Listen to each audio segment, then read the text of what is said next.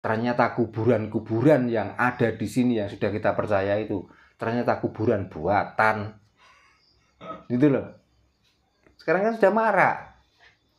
Bahkan orang yang sudah nggak jelas. Karena ini untuk untuk menipu otak kita. Nisannya dicabut diganti nisan yang ditulisi dari tulisan orang lain. Terus akhirnya kita datang ke sana. Kita merunduk-runduk menghormati. Lah ya kalau orang yang dimakamkan itu, kalau enggak.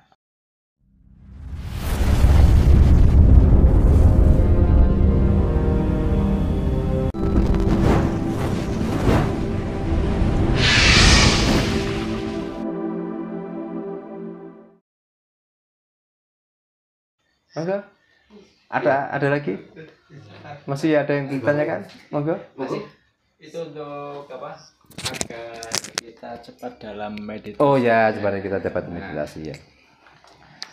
Supaya kita itu cepat untuk mencapai tujuan meditasi. Meditasi kan cuma sarana toh, Pak. Iya. Ya, artinya bagaimana kalau kita tuh melihat alam ini sudah nggak bisa menemukan, maka dengan hening, henung, artinya menyendiri, dengan membaca mantra-mantra, dengan mencari tempat yang gelap, dan lain sebagainya. Tadi kan sudah saya sampaikan, sebenarnya itu kan untuk membuka mata batin kita, supaya kita tuh menyentuh ke rasa.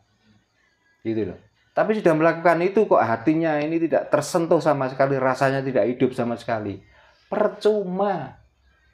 Gitu loh.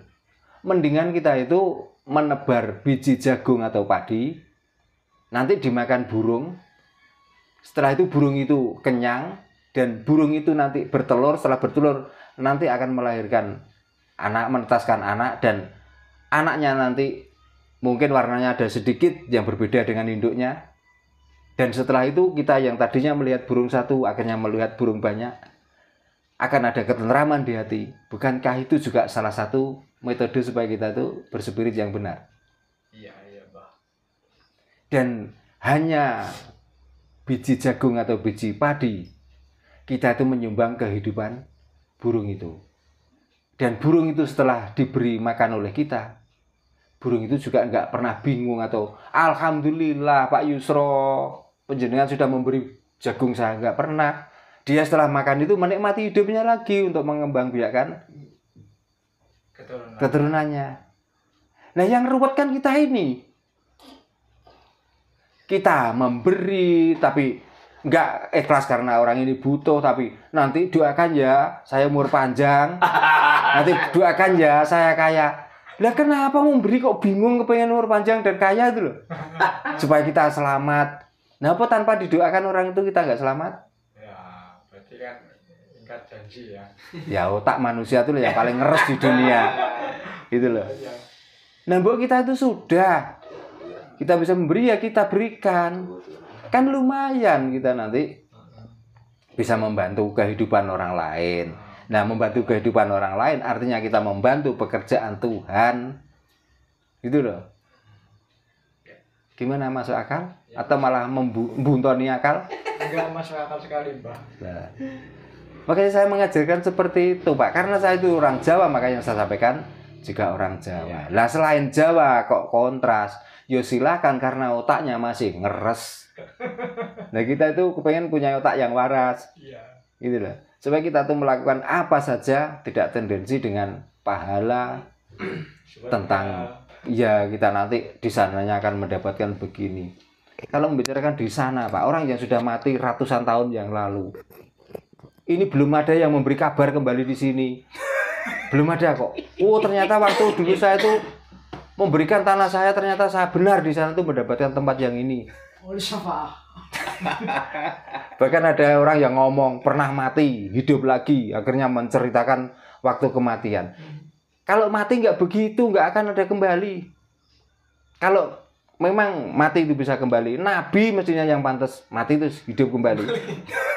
Lalu kita nggak Nabi, nggak wali kok ngomong kita pernah mati terus kembali lagi menyampaikan kamu itu loh siapa? Sulapan Pak itu. Namanya mati ya sudah mati. Wali itu juga nggak ada cerita wali itu mati terus hidup lagi. Iya. Bahkan diceritakan di Sunan Ngampel namanya Mbah Bolong itu tempat kuburannya 7. Ini pun saksi hidup sampai sekarang nggak ada loh Pak. Tapi karena itu perjalanan masa lalu, ya sudah kita disuruh untuk percaya. Percaya saja, memang buktinya ada kuburan 7. Lah yang dipermasalahkan sekarang, ternyata kuburan-kuburan yang ada di sini yang sudah kita percaya itu, ternyata kuburan buatan. Gitu loh. Sekarang kan sudah marak. Bahkan orang yang sudah nggak jelas, karena ini untuk untuk menipu otak kita, nisannya dicabut diganti nisan yang ditulisi dari tulisan orang lain. Terus akhirnya kita datang ke sana, kita merunduk-runduk menghormati. Lah ya kalau orang yang dimakamkan itu, kalau enggak Nganggur. lah wong yang hidup saja, jenengan dari tadi mana tadi? Purbolinggo datang ke sini minta syafaat saya, belum tentu saya bisa nyapati, apalagi orang sudah mati, Pak. Maka ziarah itu tujuannya bukan mencari syafaat. Ziarah artinya itu supaya kita tuh paham bahwa orang ini yang dulu diceritakan kuat, orang ini yang diceritakan pandai. Kalau sudah mati terbujur, kaku, dan dikasih nisan 2. Mengingatkan pada kita yang masih hidup, maka hormatilah bapak dan ibumu. Supaya kamu mempunyai nama harum seperti orang mati ini. Gitu. Lah kok orang saya sudah mati, kita datang merunduk-runduk. Coba di situ tiba-tiba ada permintaan, pulangnya saya habis dari sana. Mudah-mudahan dapat syafaatnya. Mudah-mudahan. Nah, iya. Nisannya itu Pak, kalau nggak kita bangun, nggak kita cat, orangnya nggak bisa ngecat sendiri kok. Iya. Pakai cungkup itu, kalau nggak ada yang hidup yang buatkan cungkup, orangnya nggak bisa bikin cungkup kok. Nah ini kan butuh kewarasan yang luar biasa. Nah kebanyakan orang yang datang seperti itu di situ nyanyi. Bahkan saya itu kadang-kadang miris itu gini Pak. Kita itu berdoa lagi kusuk-kusuknya orang yang lagi datang, terus tiba-tiba gembor-gembor.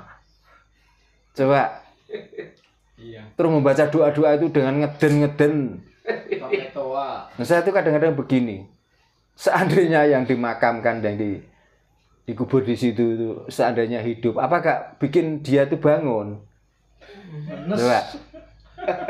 Nah kalau bangun karena dia orang sakti apa kayak tapu sitok-sitok. Bisikin Padahal tuntunannya Allah dzikrillah illa tatmainul qulub. Tapi apa yang dikerjakan orang-orang sekarang? Kan malah mending sekarang sudah dilarang nggak pakai speaker, dulu malah pakai corong toh. Mengganggu apa namanya? Peziarah. Nah di situ dikatakan di situ bukan mati, di situ pesarean. Pesarean adalah tempat tidur. Nah orangnya tidur nanti kalau berbeken. Tangi Pak. Coba. Nah itulah yang saya maksud, kita itu supaya waras. Nah orang-orang seperti itu mungkin kurang waras Pak. Makanya kita yang sudah waras, mari kita mari kita pertahankan kewarasan kita. Saya juga ahli ziarah Pak. Bahkan setiap malam Jumat kalau ada waktu dan longgar saya mesti datang ziarah. Tapi saya ziarah itu mengambil hikmah dari orang yang dimakamkan di situ Pak. Yang konon dulu kondangnya seperti apa, yang konon dulunya dia putra raja, yang konon dulunya dia orang sakti, orang yang Mondroguno. Tapi begitu sudah mati begini, untung-untungan dia itu ditempatkan di tempat yang tinggi dan di sinar lampu yang terang. Lah kita yang nggak punya perilaku seperti itu, di saat kita mati, ada kuburan yang gelap, kita ditaruh di pojok sana, di bawah pohon barongan. Siapa yang mau mendatangi? Coba. Kalau nggak kita hidup ini melakukan hal yang baik dulu, apa yang mau dikenang orang? Jadi kita ziarah itu sebenarnya mengenang perbuatan masa hidup. Kalau sudah mati, yo mati Pak. Gitu loh. Makanya kalau datang di situ nggak usah kita tuh merunduk, biasa saja, wong itu orang mati. Ya ini nanti juga ada yang protes lagi mesti Pak. Ya. Bagi siapa? Ya bagi orang yang dapat manfaat dari orang mati itu tadi. Masalahnya kalau ini dimani orang-orang yang dengarkan, nanti kuburan tuh sepi loh Pak. Orang-orang jual pakaian tuh nggak laku loh malah. Nah, mumpung ada kesempatan itu dan meraih keuntungan dari itu, maka ini dibungkus dengan ucapan kalau ini begini, kalau datang ke sini bisa begini, begitu. Propaganda. Nah, dari dulu Pak, agama pun seperti itu.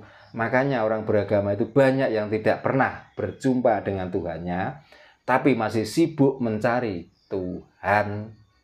Karena jarang orang yang mengerjakan bahwa kita sudah bersama Tuhan. Tapi orang yang menyampaikan mesti Tuhan itu di atas.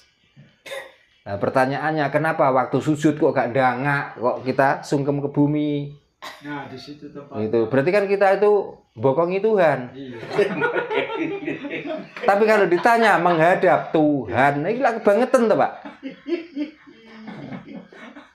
Wah, ini malah makin parah loh. Oke, Sal. Udah habis baterai. Ini Pak ada satu lagi Pak. Yeah. Mungkin pertanyaan terakhir dari saya. Nanti bisa dilanjutkan Mas Faisal. Nah ini masih mengganjal dalam pikiran saya. Yeah. Tadi Pak Darno sempat menyinggung bahwa roh itu kan tidak merasakan apa-apa Pak ya. Yeah. Nah ketika orang merasa berbuat dosa, Yeah. merasa terkena karma, itu bagaimana? Sedangkan kan kita tahu bahwa jasad tanpa roh itu nggak bisa apa-apa. Ya, monggo Pak. Jadi, Nah, yang kena karma dan yang mendapatkan dosa itu jasad. Karena itu perbuatan jasad bukan perbuatan roh. Di saat kita memegang senter, yang salah baterainya, apakah sinarnya senter itu yang mengenai mata orang? Yang dipisui ya baterainya, apakah sinarnya itu?